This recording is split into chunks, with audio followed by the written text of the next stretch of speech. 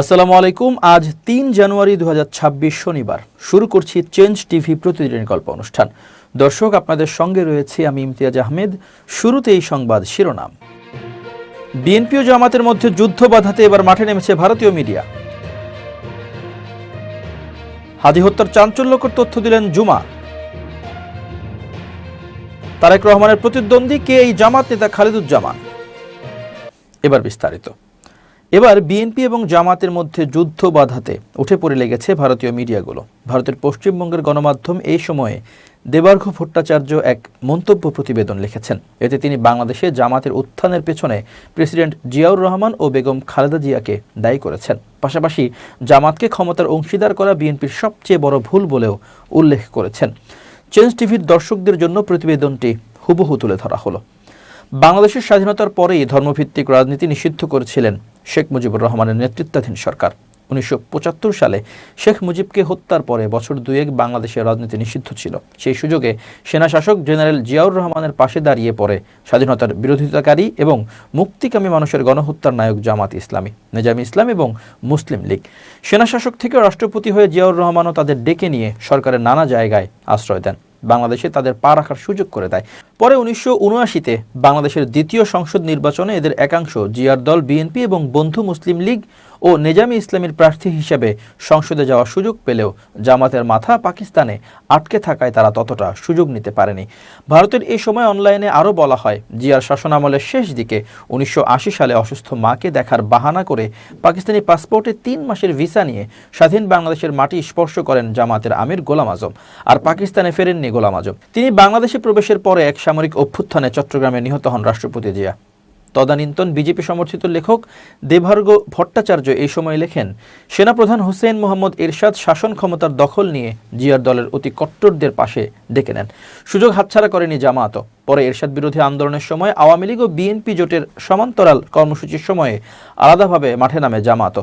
ভারতের পশ্চিমবঙ্গের পত্রিকাটি আরও জানায়, এরশাদ পতনের পরে ১৯৯১ সালের ভোটে বিজয়ী হয় খালেদা জিয়া কট্টরদের ফের দলে ফেরাতে নামেন। ঢাকঢোল পিটিয়ে নাগরিকত্ব ফিরিয়ে দেন জামাতের মাথা গোলাম আজমকে। গোলাম আজম নাগরিকত্ব ফিরে পাওয়ার বছর দেড়েকের মাথাতেই আওয়ামী লীগের সঙ্গে জোট বেঁধে জামাত ক্ষমতা থেকে টেনে নামায় খালেদা জিয়াকে। কিন্তু ক্ষমতায় গিয়ে আওয়ামী লীগ যেভাবে জামাতের বিরুদ্ধে অভিযানে নামে, ফের বিএনপির কাছে ছুটে যায় জামাত। ১৯৯৯ সালে জামাত, জাতীয় পার্টি ও ইসলামী ঐক্য জোটকে সঙ্গে নিয়ে খালেদা জিয়া ২০০১ সালের ভোটে আওয়ামী লীগকে পরাজিত করে। সেবার খালেদার সরকারে প্রভাবশালী দুটো মন্ত্রকের দায়িত্ব দেওয়া হয় জামাতকে, অর্থাৎ খালেদার হাত ধরে সরকারেও শরিক হলো কট্টর মৌলবাদী ও সাম্প্রদায়িক শক্তি জামাত। কলকাতার গণমাধ্যম এই সময়ে বলা হয়, রাষ্ট্রবিজ্ঞানীদের একাংশের মতে জামাত ইসলামীকে সরকারের সঙ্গী করা ছিল খালেদা জিয়ার রাজনৈতিক জীবনের সবচেয়ে বড় ভুল সিদ্ধান্তগুলির একটি। জামাতের অতি উৎসাহী কিছু পদক্ষেপের কারণেই অতি উগ্র বা কট্টরপন্থীর তকমা বিএনপির গায়েও সেটে গিয়েছিল। সেই ক্ষত ধরে ২০০৭ সালের ১/১১ রাজনৈতিক পট পরিবর্তনে ফের গভীর সংকটে পড়ে বিএনপি। তবে -2 ফর্মুলার রাজনীতি, গ্রেপ্তার, কারাবাস কোনো কিছুতেই খালেদা জিয়াকে অপাংতেয় করা যায়নি। দেশান্তরে যাওয়ার নানা চাপ উপেক্ষা করে তিনি বলেছিলেন, দেশের বাইরে আমার কোনো ঠিকানা নেই। ভারতের গণমাধ্যমটি আরও জানায়, ক্ষমতা থেকে আওয়ামী লীগের বিদায়ের পরে বিএনপির পথে বড়সড় কাটা হয়ে সামনে এসে দাঁড়িয়েছে জিয়াউর রহমান ও খালেদা জিয়ার ছত্রছায়ায় ডালপালা মেলা গোলাম আজমের জামায়াত ইসলামী। গোলাম আজম নেই, কিন্তু তার সন্তান ও সহযোদ্ধারা এখন আওয়ামী লীগবিহীন বাংলাদেশে তারেক রহমানের বিএনপির বৃহত্তম প্রতিপক্ষ। তারেক রহমান বলছেন, মানুষ ৭১-এ জামাতকে চিনেছিল, তারা গণহত্যাকারী। কিন্তু তারেকের বাবা মা জিয়াউর রহমান বা বেগম খালেদা জিয়া কি সত্যি চিনেছিলেন জামাতকে? সাবেক প্রধানমন্ত্রী ও বিএনপি চেয়ারপারসন বেগম খালেদা জিয়ার প্রয়াণে গভীর শোক প্রকাশ করে ভারতের প্রতিরক্ষামন্ত্রী রাজনাথ সিং বলেছেন, দিল্লি ও ঢাকার মধ্যে দ্বিপাক্ষিক সম্পর্ক জোরদারে এক মহীয়সী নেত্রীর গুরুত্বপূর্ণ অবদান সবসময় শ্রদ্ধার সাথে স্মরণ করা হবে। ভারতের রাজধানী দিল্লিতে অবস্থিত বাংলাদেশ হাইকমিশনে গিয়ে তিনি বেগম জিয়ার স্মৃতির প্রতি শেষ শ্রদ্ধা নিবেদন করেন। এ সময় রাজনাথ সিং সেখানে রক্ষিত শোক বইতে ভারতের সরকার ও জনগণের পক্ষ থেকে আন্তরিক সমবেদনা জানিয়ে একটি বার্তা লেখেন। তিনি উল্লেখ করেন যে, বাংলাদেশের রাজনৈতিক ইতিহাসে খালেদা জিয়া কেবল একজন প্রভাবশালী নেত্রী ছিলেন না, বরং দুই প্রতিবেশী দেশের বন্ধুত্বপূর্ণ সম্পর্ক এগিয়ে নিতে তার ভূমিকা ছিল অত্যন্ত তাৎপর্যপূর্ণ। দিল্লির বাংলাদেশ মিশনে পৌঁছালে রাজনাথ সিংকে উষ্ণ সংবর্ধনা জানান বাংলাদেশের হাইকমিশনার এম রিয়াজ হামিদুল্লাহ। এটি ছিল ভারতের কোনো প্রভাবশালী মন্ত্রীর পক্ষ থেকে সরাসরি কমিশনে বা হাইকমিশনে গিয়ে শোক প্রকাশের একটি ব্যতিক্রমী ও সম্মানজনক পদক্ষেপ। এর আগে 2021 সালে সশস্ত্র বাহিনী দিবসের অনুষ্ঠানে যোগ দিতে রাজনাথ সিং এই মিশনে গিয়েছিলেন, যা সামরিক ও কূটনৈতিক সৌহার্দ্যের এক অনন্য নিদর্শন হিসেবে বিবেচিত হয়েছিল। কূটনৈতিক বিশ্লেষকরা মনে করছেন, খালেদা জিয়ার মৃত্যুতে ভারতের উচ্চ পর্যায়ের এই শোক প্রকাশ দুই দেশের আগামী দিনের রাজনৈতিক ও কূটনৈতিক সম্পর্কের ক্ষেত্রে এক নতুন মাত্রা যোগ করতে পারে। সাবেক প্রধানমন্ত্রী বেগম খালেদা জিয়া গত মঙ্গলবার রাজধানীর এভারকেয়ার হাসপাতালে চিকিৎসাধীন অবস্থায় শেষ নিঃশ্বাস ত্যাগ করেন। গত বুধবার জাতীয় সংসদ ভবনের দক্ষিণ প্লাজায় তার জানাজা অনুষ্ঠিত হয় এবং পরবর্তীতে জিয়া উদ্যানে স্বামী ও সাবেক রাষ্ট্রপতি জিয়াউর রহমানের কবরের পাশে তাকে দাফন করা হয়। জানাজায় দলমত নির্বিশেষে লাখো মানুষের অংশগ্রহণ বাংলাদেশের রাজনীতিতে নতুন অসামান্য জনপ্রিয়তারই প্রমাণ দেয়। তার এই মহাপ্রয়াণে কেবল ভারত নয়, বরং বিশ্বের বিভিন্ন দেশের প্রতিনিধিরা শোক প্রকাশ করেছেন এবং অনেকে সশরীরে জানাজায় অংশ নিতে ঢাকা এসেছিলেন।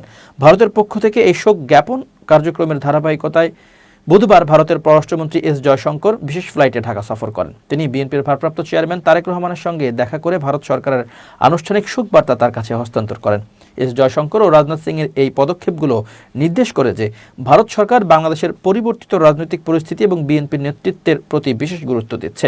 ভারতের এই কূটনৈতিক শিষ্টাচার দক্ষিণ এশিয়ার আঞ্চলিক স্থিতিশীলতা ও পারস্পরিক সহযোগিতার পথে একটি ইতিবাচক বার্তা হিসেবে দেখা হচ্ছে। শরীফ ওসমান বিন হাদি হত্যাকাণ্ডের নেপথ্যে গভীর ষড়যন্ত্রের অভিযোগ তুলেছেন ডাকসুর মুক্তিযুদ্ধ ও গণতন্ত্র বিষয়ক সম্পাদক ফাতিমা তাসনিম জুমা। তার দাবি, এই হত্যাকাণ্ডটি ঘটনার উদ্দেশ্যে ফয়সাল নামের একজনকে পরিকল্পিতভাবে জামিনে বের করা আনা হয়েছিল। শনিবার নিজের ভেরিফাইড ফেসবুক প্রোফাইলে দেওয়া এক পোস্টে জুমা এই গুরুতর অভিযোগ করেন। তিনি প্রশ্ন তোলেন, সরকারের ভেতর থেকে কারা এই আসামির জামিনের জন্য তদবির করেছিল এবং কোন বিচারক এই জামিন মঞ্জুর করেছিলেন। জুমা দাবি করেন, ফয়সালকে জেল থেকে বের করাই হয়েছিল এই খুনের মিশনটি সম্পন্ন করার জন্য। তিনি প্রশ্ন করেন, কোন আইনজীবী এবং কার সুপারিশে এই জামিন প্রক্রিয়া ত্বরান্বিত হয়েছিল। হত্যাকাণ্ডের চেষ্টায় সম্পৃক্ত থাকার অভিযোগে গ্রেপ্তারকৃত কবির সম্পর্কে তিনি বলেন, ফয়সালের সঙ্গে কবিরও প্রথম দিন থেকেই ঘটনাস্থলে উপস্থিত ছিল। কবিরের কাছ থেকে অনেক গুরুত্বপূর্ণ তথ্য পাওয়ার সম্ভাবনা থাকলেও মামলার অগ্রগতি নিয়ে তিনি সংশয় প্রকাশ করেন। মামলায় নতুন কোনো তথ্য পাওয়া যাচ্ছে না বলে পুলিশের পক্ষ থেকে যে দাবি করা হচ্ছে তা নিয়ে প্রশ্ন তুলেছেন এই ডাকসু নেত্রী। তার মতে, ঘটনার নেপথ্যের কারিগরদের আড়াল করার চেষ্টা চলছে কিনা তা খতিয়ে দেখা দরকার। জুমা অনুসন্ধানে সাংবাদিকদের প্রতি আহ্বান জানিয়েছেন যেন তারা এই জামিনের নেপথ্যে থাকা প্রভাবশালীদের পরিচয় এবং ইনকিলাব টিভিতে ফয়সালের উপস্থিতির পেছনের মাধ্যমগুলো জাতির সামনে উন্মুক্ত করেন। উল্লেখ্য, শরীফ ওসমান বিন হাদি হত্যাকাণ্ডটি দেশ জুড়ে ব্যাপক চাঞ্চল্যের সৃষ্টি করেছে। ঘটনার পর থেকে আইনশৃঙ্খলা রক্ষাকারী বাহিনী কয়েকজনকে গ্রেপ্তার করলেও মূল পরিকল্পনাকারীদের নিয়ে জনমনে ধোঁয়াশা রয়ে গেছে। হলফনামায় পেশাগত তথ্য ও নাগরিকত্ব সংক্রান্ত ত্রুটি সংশোধন করে ঢাকা 13 আসনের নির্বাচনী লড়াইয়ে টিকে গেছেন খেলাফত মজলিসের নেতা মামুনুল হক ও বিএনপির প্রার্থী ববি হাজ্জাজ। প্রাথমিকভাবে তাদের মনোনয়নে কিছু কারিগরি ও তথ্যের অসঙ্গতি ধরা পড়লেও শুনানির সময় প্রয়োজনীয় তথ্য সংশোধন করায় তাদের প্রার্থিতা বৈধ ঘোষণা করা হয়। এর ফলে এই আসনে 11 জন প্রার্থীর মধ্যে শেষ পর্যন্ত 6 জন বৈধ হিসেবে লড়াইয়ে থাকলেন এবং বাদ পড়লেন 5 জন। শনিবার রাজধানীর নির্বাচনী প্রশিক্ষণ ইনস্টিটিউটে মনোনয়নপত্র যাচাই বাছাই শেষে রিটার্নিং কর্মকর্তা মোহাম্মদ ইউনুস আলী তাদের মনোনয়নপত্র বৈধ ঘোষণা করেন। রিটার্নিং কর্মকর্তার সিদ্ধান্তের বিরুদ্ধে সংক্ষুব্ধ প্রার্থীরা 5 জানুয়ারি থেকে 9 জানুয়ারির মধ্যে আপিল করতে পারবেন। নির্বাচন কমিশনের তফসিল অনুযায়ী আপত্তি নিষ্পত্তি হবে 10 থেকে 18 জানুয়ারি পর্যন্ত। প্রার্থিতা প্রত্যাহারের শেষ তারিখ 20 জানুয়ারি। এরপর 21 জানুয়ারি রিটার্নিং কর্মকর্তা চূড়ান্ত প্রার্থী তালিকা প্রকাশ করে প্রতীক বরাদ্দ করবেন। প্রতীক পাওয়ার পর 22 জানুয়ারি থেকে নির্বাচনী প্রচারণা শুরু হবে, যা চলবে 10 ফেব্রুয়ারি সকাল 7:30 পর্যন্ত। পরিশেষে 12 ফেব্রুয়ারি ভোট গ্রহণ অনুষ্ঠিত হবে। রাজধানীর অভিজাত এলাকা গুলশান, বনানী, বারিধারা ও ক্যান্টনমেন্ট নিয়ে গঠিত ঢাকা 17 আসনে এবারের নির্বাচনে বিএনপির ভারপ্রাপ্ত চেয়ারম্যান তারেক রহমানের প্রতিদ্বন্দ্বী হয়েছেন বাংলাদেশ জামাত ইসলামের মনোনীত প্রার্থী ডাক্তার এস.এম. খালিদুজ্জামান। চিকিৎসক ও ব্যবসায়ী হিসেবে পরিচিত ডাক্তার খালিদুজ্জামানের ব্যবসা থেকে বছরে আয় দাঁড়ায় 3,52 লাখ টাকা। নিজের নির্বাচনী হলফনামায় এই তথ্য তিনি প্রকাশ করেছেন। নির্বাচন কমিশনের ওয়েবসাইটে প্রকাশিত হলফনামায় ডাক্তার খালিদুজ্জামান জানিয়েছেন, তার শেয়ার, সঞ্চয়পত্র ও ব্যাংক আমানত থেকে বছরে আয়ের পরিমাণ 11,68,527 টাকা। বর্তমানে তার হাতে নগদ 68,26,120 টাকা রয়েছে, আর স্ত্রীর হাতে রয়েছে 3,48,510 টাকা। ব্যাংকে তার নিজের নামে আছে 33,79,363 টাকা এবং স্ত্রীর অ্যাকাউন্টে রয়েছে 5,44,702 টাকা। 5 সন্তানের বাবা ডাক্তার খালিদুজ্জামানের নিজের নামে 2,25,595 টাকা এবং স্ত্রীর নামে 90 লাখ টাকার বন্ড, ঋণপত্র ও কোম্পানির শেয়ার রয়েছে। এছাড়া তার নিজের নামে সঞ্চয়পত্রে আছে 1,36,89,617 টাকা এবং স্ত্রীর নামে 39,50,000 টাকা। এদিকে একই আসনে বিএনপির প্রার্থী এবং দলটির ভারপ্রাপ্ত চেয়ারম্যান তারেক রহমানের নির্বাচনী হলফনামায় দেখা গেছে তার মোট সম্পদের পরিমাণ 1,96,80,185 টাকা। 2024-25 অর্থ বছরে তার বার্ষিক আয় 6,76,353 টাকা, যা মূলত শেয়ার, সঞ্চয়পত্র, বন্ড ও ব্যাংক আমানত থেকে অর্জিত। তারেক রহমানের নিজের নামে নগদ ও ব্যাংক আমানত রয়েছে 31,58,428 টাকা, আর স্ত্রীর নামে 66,54,747 টাকা। এছাড়া তার নিজের নামে প্রায় 90 লাখ টাকার এফডিআর আছে। স্ত্রীর নামে এফডিআর রয়েছে 35 লাখ টাকা। এবছর 2025-26 আয়কর দিয়েছেন 1,01,453 টাকা এবং স্ত্রীর আয়কর হয়েছে 5,57,713 টাকা। ঢাকা ৯ আসনের স্বতন্ত্র প্রার্থী এবং জাতীয় নাগরিক পার্টির সাবেক জ্যেষ্ঠ যুগ্ম সদস্য সচিব তাসনিম জারার মনোনয়নপত্র বাতিল ঘোষণা করা হয়েছে। শনিবার ঢাকা বিভাগের অতিরিক্ত বিভাগীয় কমিশনার মোহাম্মদ আজমল হোসেন গণমাধ্যমকে এ তথ্য নিশ্চিত করেছেন। মনোনয়ন যাচাই বাছাই শেষে রিটার্নিং কর্মকর্তা জারার মনোনয়ন বাতিল ঘোষণা করেন। সূত্র জানায়, ঢাকা ৯ আসনের মোট ভোটারের মধ্যে 4,300 জনের স্বাক্ষর দরকার, বরং কিছু বেশি ভোটারের স্বাক্ষর ছিল। তবে যাচাইয়ে দেখা যায়, প্রস্তাবক ও সমর্থকদের মধ্যে দেওয়া 10 জন ভোটারের মধ্যে 8 জন ঢাকা 9 আসনের ভোটার, বাকি 2 জন ওই আসনের ভোটার নয়।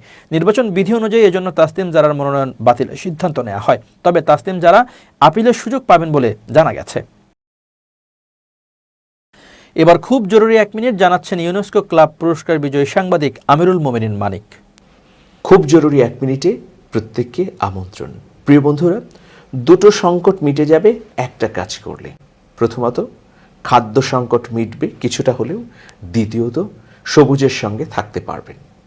প্রিয় বন্ধুরা, এটার জন্য প্রয়োজন আপনার ঘরের আনাচে কানাচে কোনো না কোনো জায়গা।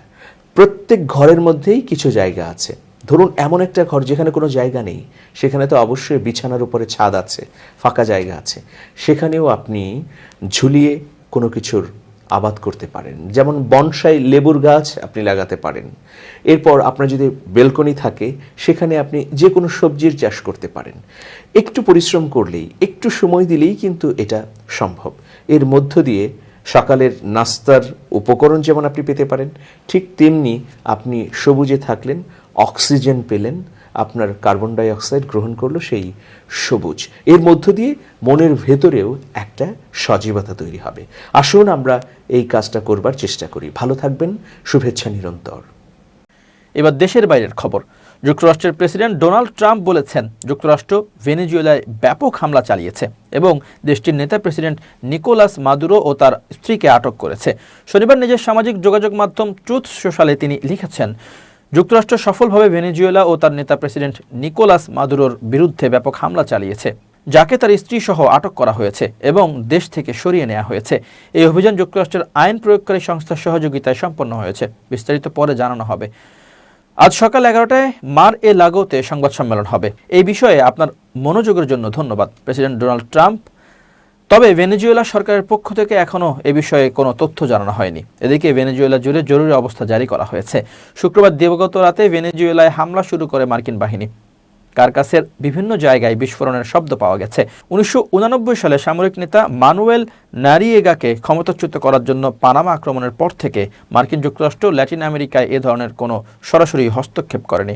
মাদুরোর বিরুদ্ধে মার্কিন যুক্তরাষ্ট্র নার্কো স্টেট পরিচালনা এবং নির্বাচনে কারচুপির অভিযোগ করেছে। অবশ্য 2013 সালে হুগো স্যাভেজের স্থলাভিষিক্ত হওয়া মাদুরো অভিযোগ করেছিলেন ওয়াশিংটন তাদের হাতে থাকা বিশ্বের বৃহত্তম তেল মজুদের নিয়ন্ত্রণ নিতে চাইছে।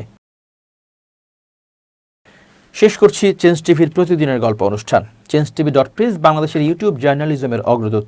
ভিজিট করুন এর ওয়েবসাইট www.changetv.press, youtube.com/changetvpress এবং সাবস্ক্রাইব করুন চ্যানেলটি। নিয়মিত লাইক, কমেন্ট ও শেয়ার করে আপডেট রাখুন নিজেকে। ভালো থাকুন, নিরাপদে থাকুন, শুভেচ্ছা নিরন্তর। changetv.press, এক ফোঁটা হলুদও নেই।